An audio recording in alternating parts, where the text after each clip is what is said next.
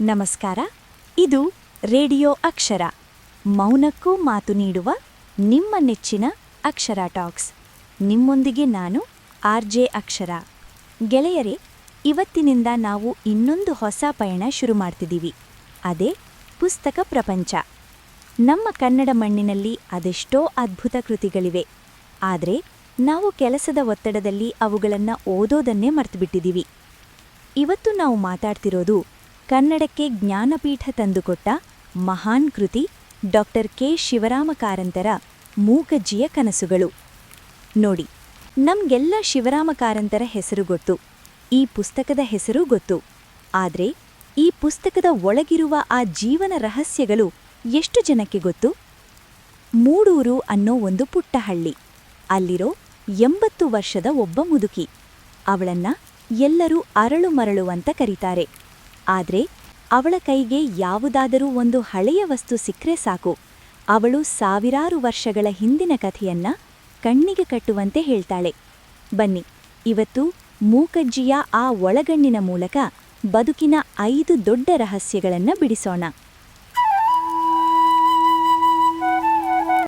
ಮೂಕಜ್ಜಿಯ ಮೊಮ್ಮಗ ಸುಬ್ಬರಾಯ. ಅವನೊಬ್ಬ ಇತಿಹಾಸದ ವಿದ್ಯಾರ್ಥಿ. ಅವನು ಹಳೆಯ ಗುಹಗಳಲ್ಲಿ ಸಿಕ್ಕ ಮೂರ್ತಿಗಳನ್ನ, ಮಣ್ಣಿನ ಚೂರುಗಳನ್ನ ತಂದು ಅಜ್ಜಿಯ ಕೈಗೆ ಕೊಡ್ತಾನೆ.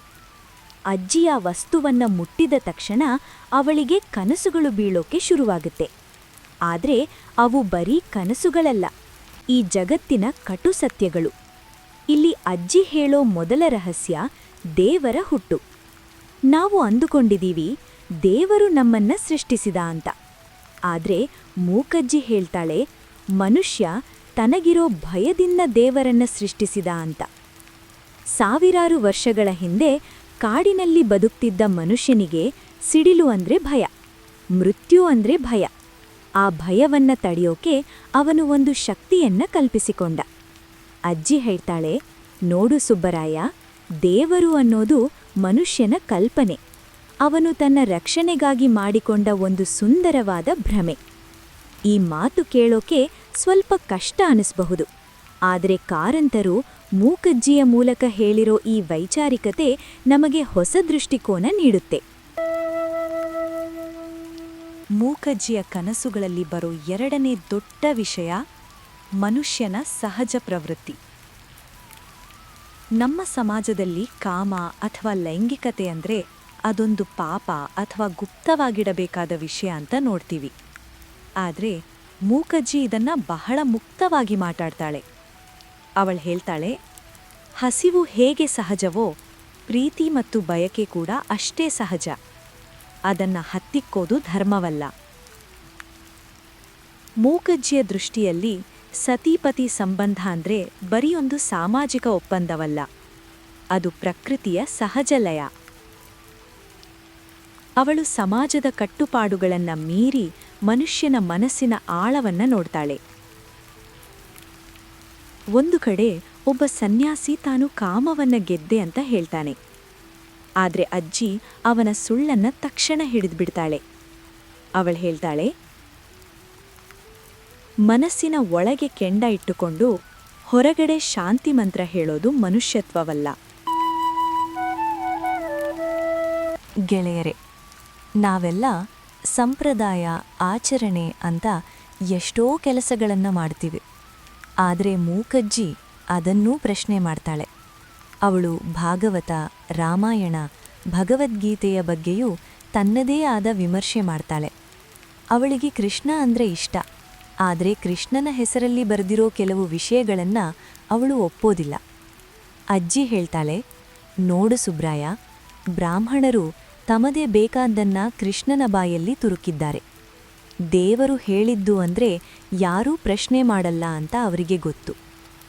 ನೋಡಿ, 70 ವರ್ಷಗಳ ಹಿಂದೆನೇ ನಮ್ಮ ಕಾರಂತರು ಎಷ್ಟು ಧೈರ್ಯವಾಗಿ ಈ ಮಾತನ್ನ ಬರೆದಿದ್ದಾರೆ. ಮೂಕಜ್ಜಿ ಯಾವುದನ್ನೂ ಕುರುಡಾಗಿ ನಂಬೋದಿಲ್ಲ. ಅವಳು ಸತ್ಯವನ್ನ ಮಾತ್ರ ಪ್ರೀತಿಸ್ತಾಳೆ. ಅವಳ ದೃಷ್ಟಿಯಲ್ಲಿ ಸಂಪ್ರದಾಯ ಅಂದ್ರೆ ಹಳೆಯ ಕಾಲದ ಮನುಷ್ಯರು ತಮ್ಮ ಅನುಕೂಲಕ್ಕೆ ಮಾಡಿಕೊಂಡ ಕಟ್ಟುಪಾಡುಗಳು. ಕಾಲ ಬದಲಾದಂತೆ ಅವುಗಳೂ ಬದಲಾಗಬೇಕು ಅನ್ನೋದು ಅವಳ ವಾದ. ಕೊನೆಯದಾಗಿ ಮೂಕಜ್ಜಿ ನಮಗೆ ಕಲಿಸೋದು ಬದುಕಿನ ಸಾರ್ಥಕತೆ. ನಮ್ಮಲ್ಲಿ ಎಷ್ಟೋ ಜನ ಮೋಕ್ಷ, ಸನ್ಯಾಸ, ಜನ್ಮ ಮೃತ್ಯುವಿನ ಚಕ್ರದಿಂದ ತಪ್ಪಿಸ್ಕೊಳ್ಳೋದು ಅಂತ ಏನೇನೋ ಮಾತಾಡ್ತೀವಿ. ಆದರೆ ಮೂಕಜ್ಜಿ ಇದನ್ನು ಒಪ್ಪೋದಿಲ್ಲ. ಅವಳು ಹೇಳ್ತಾಳೆ, ಈ ಸಂಸಾರದಿಂದ ಓಡಿ ಹೋಗೋದು ಮೋಕ್ಷವಲ್ಲ, ಅದು ದೇವರಿಗೆ ಮಾಡುವ ಅವಮಾನ. ಈ ಪ್ರಕೃತಿ ಎಷ್ಟು ಸುಂದರವಾಗಿದೆ ನೋಡು, ಇಲ್ಲಿ ಬದುಕೋದನ್ನ ಕಲಿಯೋದೇ ನಿಜವಾದ ಧರ್ಮ. ಮೂಕಜ್ಜಿ ತನ್ನ 8ನೇ ವಯಸ್ಸಿಗೆ ವಿಧವೆಯಾದವಳು. ಅವಳ ಬದುಕು ಕಷ್ಟದಲ್ಲಿ ಕಳೆಯಿತು. ಆದರೂ ಅವಳು ದೇವರಿಗಾಗಲಿ ವಿಧಿಗಾಗಲಿ ಶಾಪ ಹಾಕೋದಿಲ್ಲ. ಅವಳು ಎಲ್ಲವನ್ನೂ ಮೌನದಿಂದ ನೋಡ್ತಾಳೆ. ಅವಳು ಹೇಳ್ತಾಳೆ, ಸುಬ್ಬರಾಯ, ಮಾತು ಬರೀ ಗೊಂದಲ ಸೃಷ್ಟಿಸುತ್ತೆ, ಮೌನ ನಮಗೆ ಸತ್ಯವನ್ನ ತೋರಿಸುತ್ತೆ.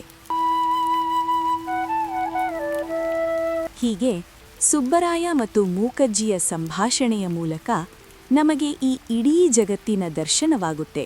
ಗೆಳೆಯರೆ, ಮೂಕಜ್ಜಿಯ ಕನಸುಗಳು ಕೇವಲ ಒಂದು ಕಾದಂಬರಿಯಲ್ಲ, ಅದು ನಮ್ಮ ಸಂಸ್ಕೃತಿಯ ಎಕ್ಸ್ರೇ ಇದ್ದಂತೆ. ನಾವು ಇವತ್ತು ಅಂಧಾನುಕರಣೆ ಮಾಡೋದನ್ನ ಬಿಟ್ಟು ಸ್ವಲ್ಪ ವೈಚಾರಿಕವಾಗಿ ಯೋಚನೆ ಮಾಡಬೇಕು ಅನ್ನೋದೇ ಕಾರಂತರ ಈ ಪುಸ್ತಕದ ಸಾರ. ನಿಮಗೆ ಈ ಮೊದಲ ಸಂಚಿಕೆ ಹೇಗನಿಸಿತು?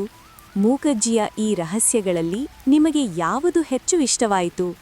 ಕಮೆಂಟ್ ಮಾಡಿ ತಿಳಿಸಿ. ಮುಂದಿನ ವಾರ ಮತ್ತೊಂದು ಮಹಾನ್ ಕೃತಿ ಪೂರ್ಣಚಂದ್ರ ತೇಜಸ್ವಿಯವರ ಕರ್ವಾಲೋ ಬಗ್ಗೆ ಮಾತಾಡೋಣ. ಕೇಳುತ್ತೀರಿ ರೇಡಿಯೋ ಅಕ್ಷರ, ಮೌನಕ್ಕೂ ಮಾತು ನೀಡುವ ನಿಮ್ಮ ನೆಚ್ಚಿನ ಅಕ್ಷರ ಟಾಕ್ಸ್. ನಾನು ನಿಮ್ಮ RJ ಅಕ್ಷರ. ನಮಸ್ಕಾರ.